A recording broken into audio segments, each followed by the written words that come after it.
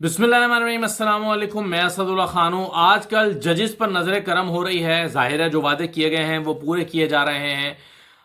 Supreme court کے ججز ہوں یا ہائی کورٹ کے ججز ہوں، لاہور ہائی کورٹ کے ججز ہوں، حکومت اپنے وعدے نبھا رہی ہے۔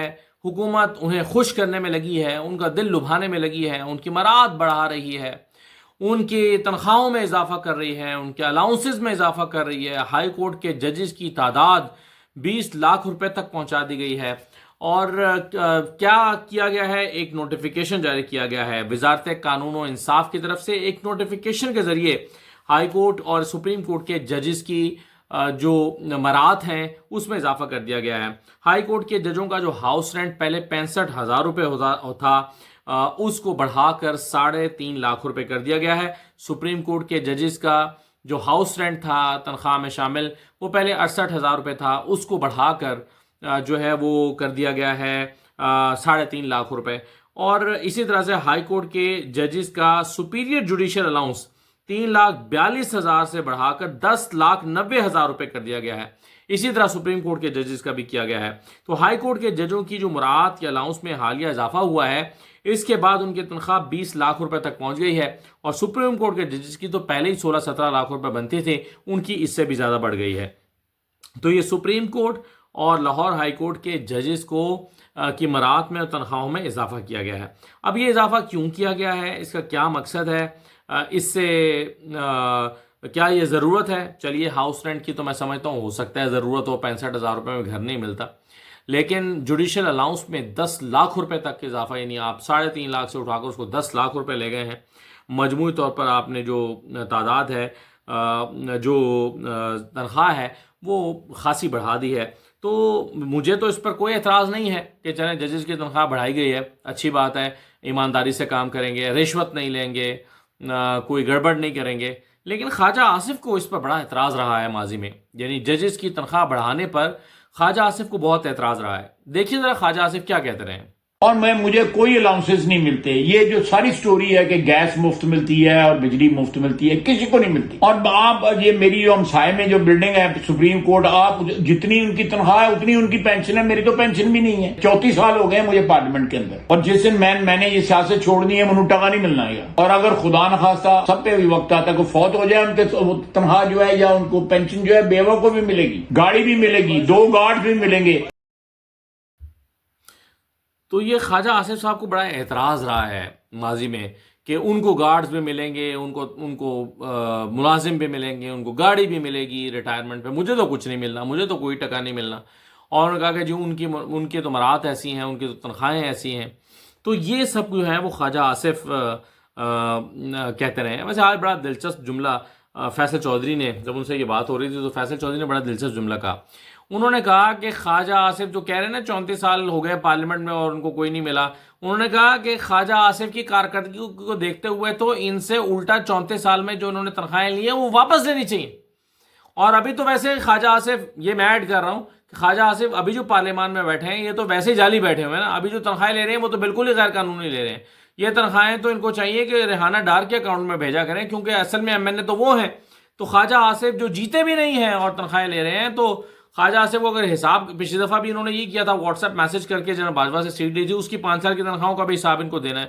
تو یہ 34 سال جو گنا رہے ہیں کہ میں 34 سال سے پارلیمنٹ کا حصہ ہوں اور میری تنخواہیں، میری مراد اچھی نہیں ہے اور ججز کی مراد اچھی ہیں، تو خواجہ آصف صاحب جو ہیں ان کی تو تنخواہ واپس لینا بنتی ہے۔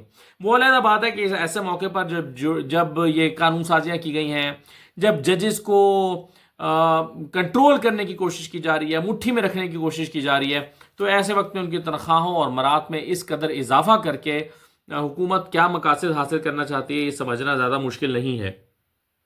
دوسری بات یہ ہے کہ ایک بہت بڑا موضوع اس وقت چل رہا ہے، اور وہ موضوع ہے ٹرمپ کا۔ اب ٹرمپ والا موضوع کہ ٹرمپ بن گئے ہیں، اور ٹرمپ تو چلیں وہ جیتے سو جیتے، لیکن پاکستان میں موضوع یہ بنا ہے کہ اب کیا ہوگا۔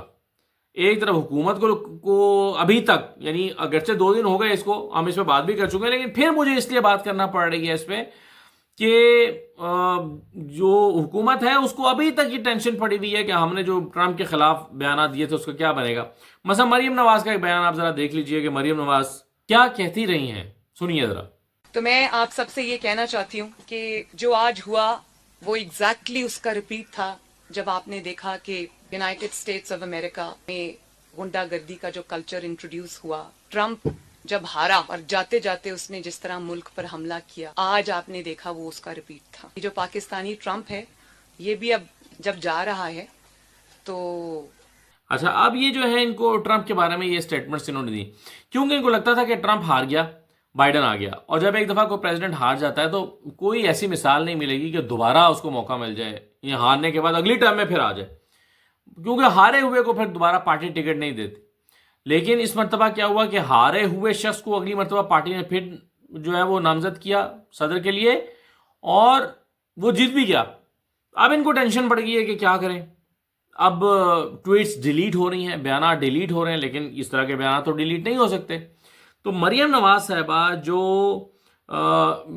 اس وقت ظاہر ہے پوری حکومت ہی ٹرمپ کو مبارکبادیں پیش کر رہی ہے، تو مریم نواز کے یہ ان کا نقطہ نظر آیا ہے. لیکن خواجہ آصف سے آپ نے بڑی دلچسپ بات کی ہے، جب یہ بحث ہو رہی ہے کہ کیا عمران خان کو چھڑانے کے لیے ٹرمپ کوئی کردار ادا کریں گے یا نہیں کریں گے.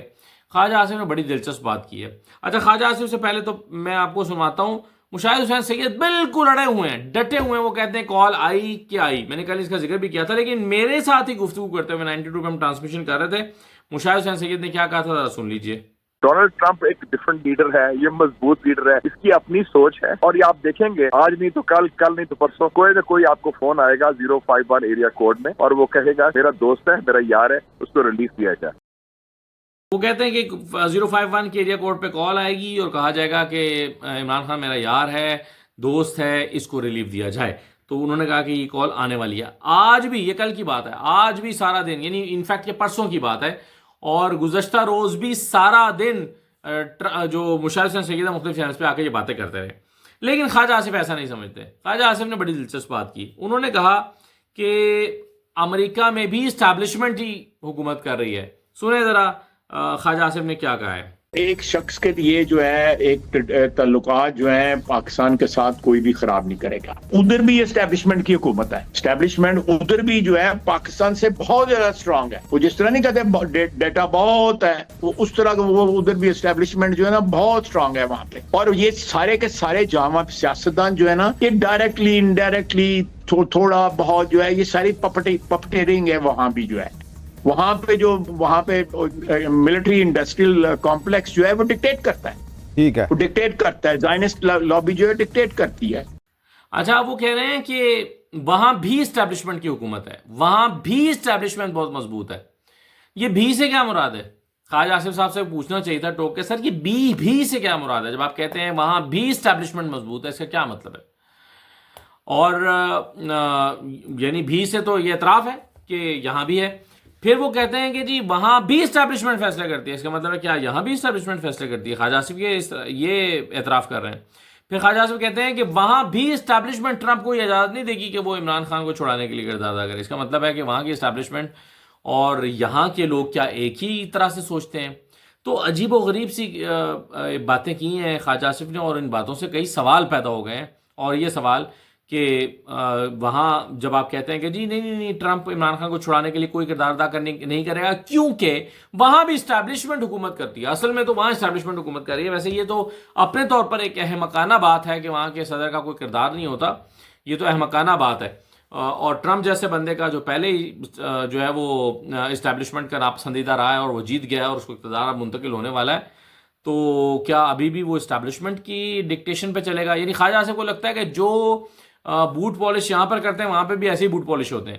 خواجہ آصف کو لگتا ہے کہ جیسے یہاں پر اقتدار میں یعنی آپ نے دیکھا نا کہ ہر دوسری چوتھی تقریر میں شہباز شریف جو ہیں وہ سپاہ سالار کا نام لے کر ان کی تعریف کرتے پائے جاتے ہیں، اور وہ اس لیے کرتے دکھائی دیتے ہیں کہ وہ اپنی ذرا نوکری پکی کرتے رہتے ہیں اور کہتے ہیں جی ہم ایک پیج پر ہیں، ہم جو ہے وہ مل کر ملک کے مفادات کے لیے کام کر رہے ہیں، مل کر فیصلے کر رہے ہیں. اس طرح کی باتیں وہ ہمیشہ کرتے رہتے ہیں. تو خواجہ آصف کو لگتا ہے کہ وہاں بھی ایسا ہی ہوتا ہے. خواجہ آصف کہتے ہیں نہیں وہاں پہ بھی اصل فیصلہ تو اسٹیبلشمنٹ ہی کرتی ہے، یعنی یہاں بھی اصل فیصلہ اسٹیبلشمنٹ کرتی ہے اور وہاں بھی اصل فیصلہ اسٹیبلشمنٹ کرتی ہے. تو یہ بیان مجھے بڑا حیران کن لگا خواجہ آصف کا کہ وہ جلد بازی میں کس قسم کا اعتراف کر گئے ہیں.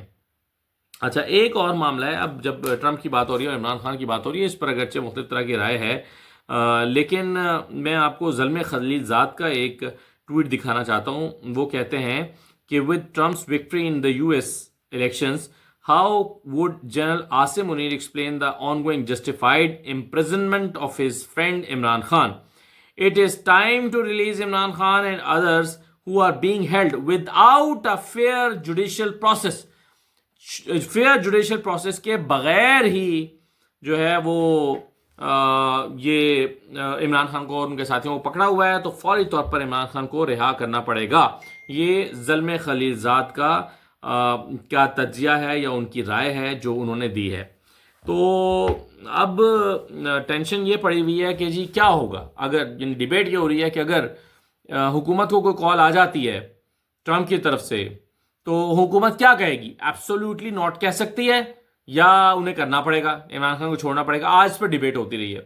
اور میں کل رات مالک صاحب کے پروگرام میں بھی دیکھ رہا تھا، مظہر صاحب نے انٹرسٹنگ بات کی. مظہر صاحب نے کہا آپ کو کیا لگتا ہے کہ اگر انہوں نے کال کرنی ہے تو کیا شہباز شریف کو کریں گے؟ یعنی پھر تو جہاں کرنی ہے وہاں کریں گے. تو مالک صاحب نے کہا کہ ہو سکتا ہے شہباز شریف کو ہی کریں اور کہیں کہ جاؤ پوچھ کے بتا دو. تو اس طرح ایک تو دیکھیں نا آپ کہ شہباز شریف یعنی پرائم منسٹر پاکستان کے بارے میں رائے کیا ہے پاکستان میں صحافیوں کی، سینئر صحافیوں کی. اور دوسری بات یہ ہے کہ یہ ایک ڈیبیٹ بہرحال بنی ہوئی ہے کہ کیا ٹرمپ حکومت پاکستان کو یا پاکستان کے مقتدر حلقوں کو کال کریں گے عمران خان کی رہائی کے لیے، اور اگر کریں گے تو کیا یہاں سے نو کہا جا سکتا ہے؟ کیا انکار کی گنجائش موجود ہے؟ کیونکہ جب عمران خان نے ایبسولوٹلی ناٹ کہا تھا تو پی ایم ایل والوں نے کہا تھا کہ یہ کیا کہہ دیا، اور بھائی ہماری تو وہ لائف لائن ہے، وہ تو ہمارا وینٹیلیٹر ہے، ہمارا بیگرز کانٹ بی چوزرز، یہ ساری باتیں انہوں نے کی تھیں. کیا اب یہ باتیں ان کی مان جائیں گے اور انکار نہیں کریں گے اگر ادھر سے کال آتی ہے، یا پھر کال آئے گی ہی نہیں؟ تو یہ بہرحال تمام چیزیں آئندہ چند دن میں دیکھنے کو ملیں گی. اجازت دیجیے، اللہ حافظ.